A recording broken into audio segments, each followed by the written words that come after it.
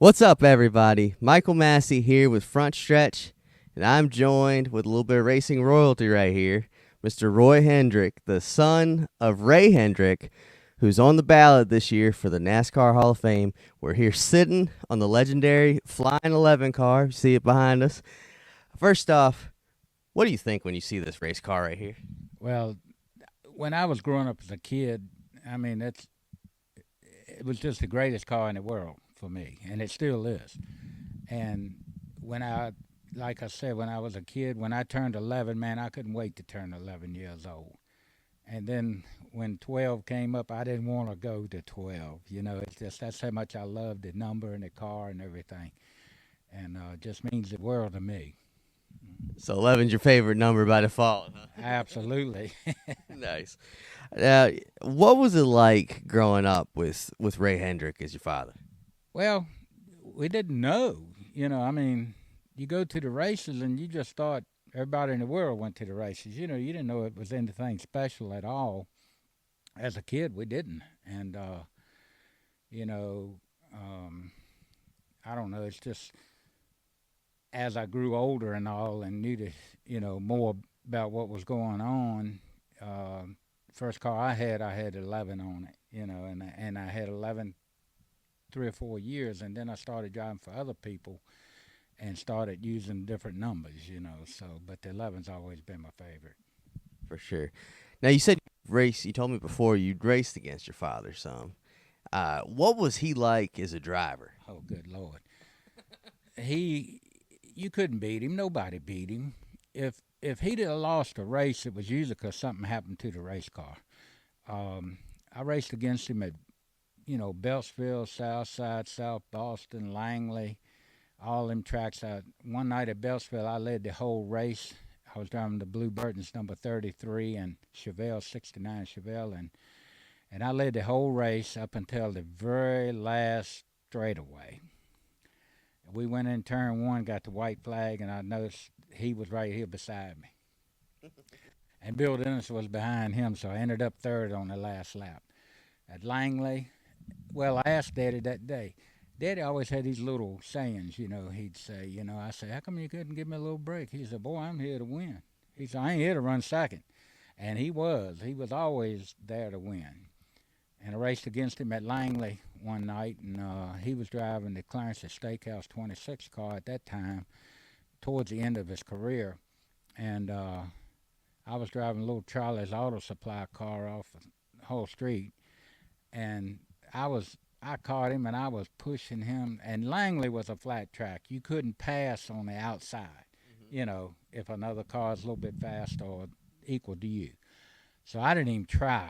I was just trying to move him out the way and not wreck him, but move him up a little bit. And Daddy had a thing. All he did was slow down, let you beat on his bumper all you wanted to. It was just crazy. And after the race, he laughing. He said, "Boy, you can't go through me. You got to go around me." you know.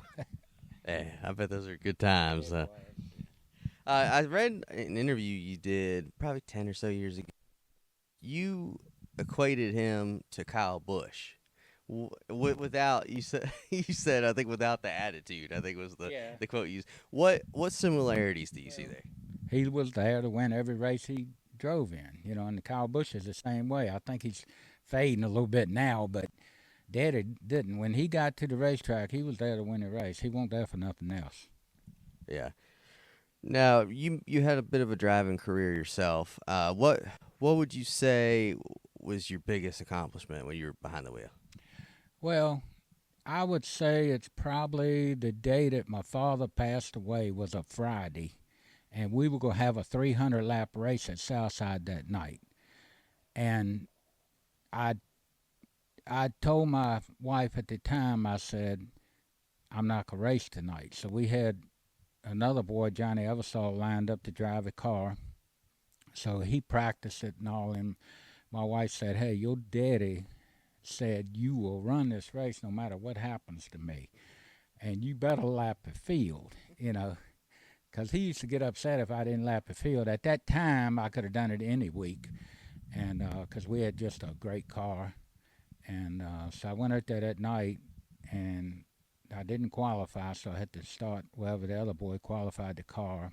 It was third, and shoot, 300 laps. We never stopped. We never stopped for gas. Didn't stop for a drink of water. Nothing. And I lapped the field several times. You know, and everybody said, "Why'd you run so hard?" I said, "Well, that's what my daddy wanted me to do at that night." You know, so I figured they wouldn't kick me out that time, but they were on my butt anyway about winning all the races at that time. We won 24 to 27 out there that night, out there that year, and you know they weren't real happy with me out there. So you know, so I was trying to please them and hang back and just make it look like a good race. You know. Did they ever do any bounties on you or anything there? Oh yeah, I had a bounty at one time. I can't remember how much it was, but it was a bounty on me at that time, and it didn't last long. I don't remember who got it. I had problems one night and didn't win a race, but yeah, they did have one time. That's awesome. Now your father only made he raced all over, but he only made a handful of starts at the cup level. Why do you think that never happened? Well, when he was running these modifieds, he was making more money than what the cup guys were making at the time. They were paying $1,000 to win a 100-lap race back then, and Daddy was getting that much in deal money just to show up to, try to beat the local guys, and he did almost every time. So he regretted not doing it. He had an opportunity at one point back when Curtis Turner and Joe Weatherly and all them guys were running. It was a guy named Buddy Schumann that owned the car that one of them guys was driving, and something happened to Buddy Schumann at that time. I don't remember what it was. I got a friend that knows all the history, man. I wish I'd told him to come here, but anyway, he told me that something happened to Buddy Schumann, so that deal fell through. He got hurt somewhere, so that deal fell through, and Daddy didn't ever pursue it again. But he regretted it later in life. Gotcha. Now, I see the sticker here saying on the car saying Ray Hendrick for the NASCAR Hall of Fame. Well, first off, do you think he belongs to the NASCAR Hall of Fame? Oh, I think he should have been in it a long time ago. I really do. I mean, anybody that goes there and done what he did in his career, in in modifieds and all, and not just modifieds. He raced on dirt when he first started racing, and he won. He raced for John Tadlock at Norfolk, and he won I don't know how many races because I was a little kid then. And then when he started racing for Jack Tant, they won about everything they were in. Actually, I went to visit Jack Tant 3 or 4 weeks ago, and Jack was laying in his bed, and he told us, he said, "I ain't never seen nobody pass your daddy." He said, "I can't remember anybody ever passing him," And so they were just him, Jack Tant, Clayton Mitchell, and Daddy was just an unbeatable team. Kind of like Rick Hendrick and them today. It really was something else. It's estimated that between modified races, sportsman races, that he won over 700 races. Do you have an exact number on that? Like, what's your estimation? I don't know. I mean, as a kid, he won everything I went to, and as I grew up, he won everything, So that's what NASCAR is saying, 700 and something. It could be more, it could be less. I don't know. As a guy in Maryland, I can't think of his name right off the bat, but he's been doing research on Daddy for the last 4 or 5 years. And I got a printout where he has found out through old newspapers and everything that it's well over 500, and he's got every one of them, a date and everything listed on that paper, and yeah, they track everything. And he just didn't, back in the days before that, they didn't keep a lot of records, so he couldn't really find anything, more. What would you say? I believe it said he won at Charlotte, Talladega. I think Dover was one of them. What do you think was like the the biggest win? Was there a particular win or track or something he won at that you think was like the biggest? I don't know if any of them were the biggest, but Dick Armstrong owned a 72 Monte Carlo that Daddy raced for him, and he won Charlotte 2 years in a row. He won Talladega that same year. He finished second at Daytona, which killed him because he was leading that thing, and the Petty smarted him on the last pit stop. And Daddy was winning that thing big time, and he ended up second in that, and that killed him. But he won the biggest races in the modifieds that ever was Langhorne. That was like Daytona for the modifieds. He won that 3 or 4 times. He won Trenton. Trenton was one of the biggest races that the modifieds had, and I got documented where he won that 4 or 5 times too. The race of champions and all, Yep. So he's won some mighty big races. And Martinsville, he's an all-time winner at Martinsville with 20, which they don't hardly ever mention that. But he won, you know, he won. They had 500-lap races at Martinsville with these cars, no power steering, no racing seat, a helmet and no gloves, nothing. And he won 3 out of 4 of them. And the reason he didn't win the 4th one, the car broke down. So it was just amazing. And, I mean, he was winning them races 6 or 7 laps ahead of the second-place car. It was just unbelievable to watch him. He was a master driver in traffic, and everything, man. He was something else. So he could have come in and got a sandwich like midway through the race or something if he wanted to. And if you didn't have fuel injection, you won't go keep up with anybody, if you just ran a carburetor. Mm-hmm. But that's amazing that they ran that type of stuff back then. I act like I'm doing something here. But this thing, I bought that fuel injection from a guy in Hampton. If he does get inducted, are you going to give the speech, or who do you think will give the speech? No, I probably will. I've done it every other time he's been inducted in like 5 or 6 Hall of Fames, and this is the biggest one, of course. Yeah. And I'll be a nervous wreck, I'm sure, but I'm gonna do it. So I mean, I don't know. My brothers wouldn't want to do it. I don't know of anybody else that would want to do it other than me. So I'm sure I'll do it. What will that mean to you to get to do that if you guys have that moment down there in Charlotte? Like I said, I'll be a nervous wreck. You're doing it in front of all the big people. I mean, all the people that are in the Hall of Fame now, every one of them will be there, and I just wish that it could be, but of course he's been gone now 34 years. But, I'll probably get Rick Hendrick to help me out, do the initial, somebody's got to, what do you call it? Somebody's got to introduce you. Yeah. Introduce you, so I'll probably get him to do that. Okay. Yeah, I had Bobby Allison do it one time at the Talladega Hall of Fame when he got in there. So these guys, they'll love it. I don't care who it is, they'll love to do it. I guess your dad and Bobby probably raced together at Southside, right? Oh, they raced together a lot. Daddy ran about 14 or 15 Cup races, and he finished in the top 5 3 or 4 times. I got it written down somewhere. Top 10 a bunch of times, but he didn't have a car that he was racing against. He drove Cotton Owens' car at Richmond on dirt. The number 5 car, Cotton Owens' first car, was number 6, and Sam McQuagg was driving that. And Daddy was a half a lap ahead of the field. I mean, a half a lap, and blew the motor up. He was in the second tier car. And they tried to get Sam McQuagg, I remember this as a kid, they tried to get him to come in to let Daddy get in that car, and he wouldn't come in. They didn't pit back then like they do now.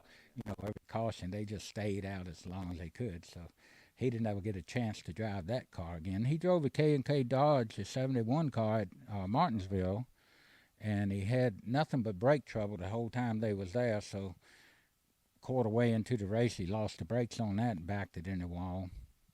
But he never had a top tier car to drive, in that class. Now, if he'd have got hooked up with Buddy Schumann back in the day, he'd have been right there with Joe Weatherly and Curtis Turner and them, And Rick Hendrick told me himself. He said, your daddy would have been a 2-time or 3-time champion. Yeah, oh yeah, he told me that.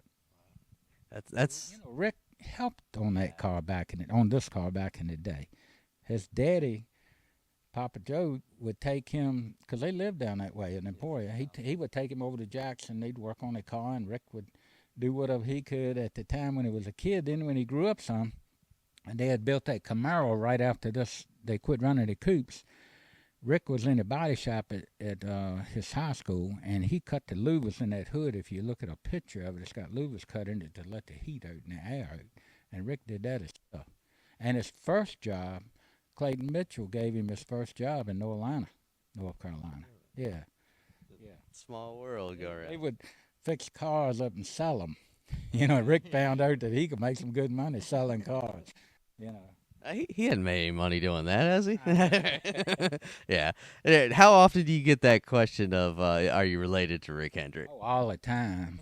The first time I met Rick, I never met him until 2017 when Denny was driving the Flying 11 car at Darlington for the Southern 500.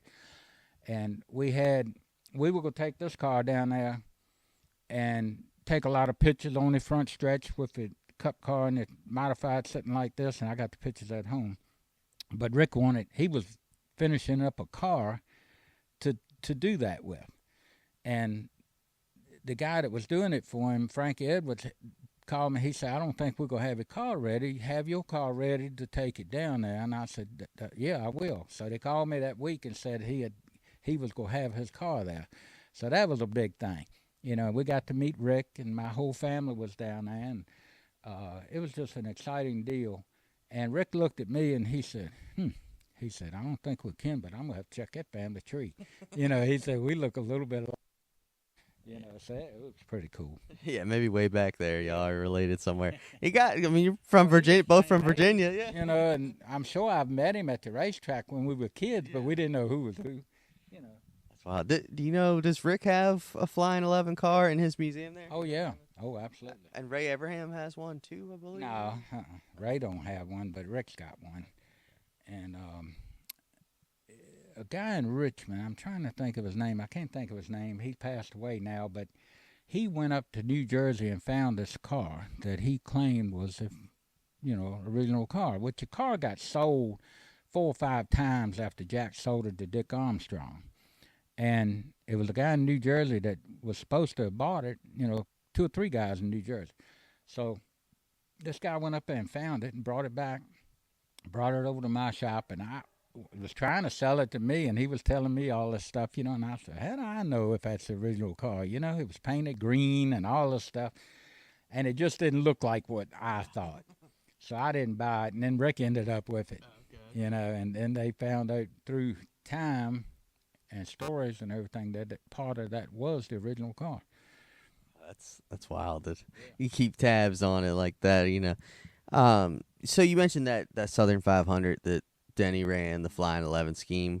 First off, what's your connection to Denny Hamlin? Did y'all cross paths at all when he was coming up through the ranks? Yeah. Well, he started out at Southside Speedway, and that was my stomping ground. I was winning most of the races out there when Denny was coming along, and Denny he was running a number 11. It wasn't painted red or nothing. I think it was blue and white or something. But anyway, he always loved that number 2, and I watched him race, in the lower classes, and he was something. And the very first night he came to Southside, I wasn't racing in that race that night for some reason. I think I'd moved on. And he qualified 3rd. No, he qualified on the outside pole. And I said, damn, that's pretty good, Yeah. And he wasn't in a top-tier car either. I said, daggone. And he put on a good show that night. He got spun out, or he spun somebody out going for the lead, and the official sent him to the rear. And he came back and finished 2nd. And I knew then, I said, this guy's special, he's going to do good. And I watched him through his late model career at South Boston, different tracks. And I mean, he put on a show, man. And people are so jealous of him around here. It's just unbelievable.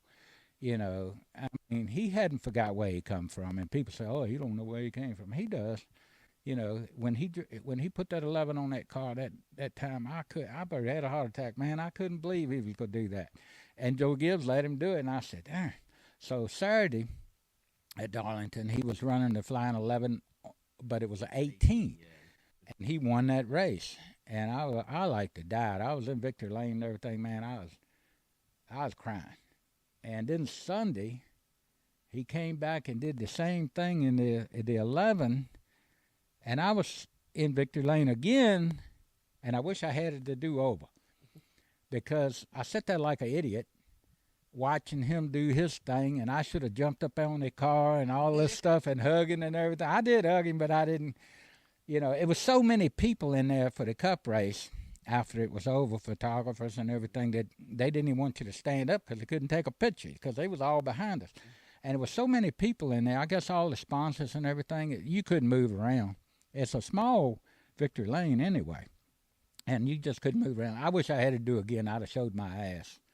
I'd have jumped up on him and everything else. I did that on Saturday, but they didn't ever show none of that. That would have been awesome to see. They'd probably still be showing highlights of it. But I'll send you out on this one. What do you think of? We talked beforehand. It seems like you keep up with racing pretty well these days. What do you think about the racing scene right now? I love it. I mean, I don't like the thing about the cars being the same. Back in the day, you built your car, and if you outran somebody, they came and looked, see what you had, and they do that the next week. It's just not. I don't like that part of it. But the racing is so much better now than what it was back 40 years ago. Because you take like Ned Jarrett one night, he won a race somewhere, and he was like 12 laps ahead of the second place car. Now, what kind of race is that? Darlington too, like a big. Was it Darlington? Yeah, it may have been. And we used to go. A couple of my friends, when I was 12, 13 years old, would haul me around. We'd go to Darlington, we'd go to Charlotte, we'd go all over the place. Richard Petty would win at Bristol by 5 or 6 laps. That wasn't no good race.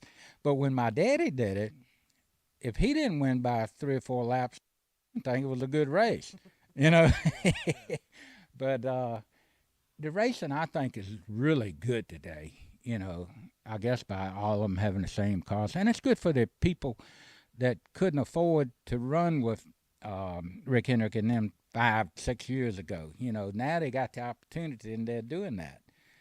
So it's really great. I love it. That's all I watch. I don't watch football, baseball, hockey, basketball. I did watch basketball when Michael Jordan was playing, but I don't watch none of that. It's got to be a racing show. And you can ask my wife. She says, "What are you watching today?"